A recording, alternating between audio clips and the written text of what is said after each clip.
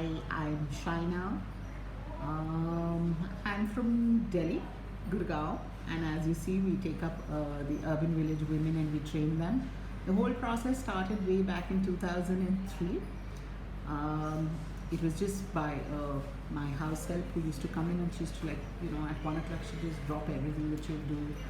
She was doing, and she would run back. And so finally I asked her, I said, you have to go at 1. It's a long distance, it's far. In the heat you come back, then you come back at 3 o'clock again.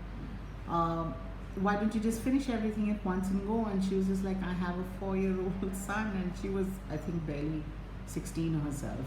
I could swear by that. She thought she was 22, but she didn't look it. So I just told her, I said, you should. So what she says, my son comes from school, the rickshaw guy drops him outside on the road. He's 4.5. My husband's alcoholic, so if I don't sort of go back home to drop him, feed him, take care of him, what's going to happen? So that's why I run.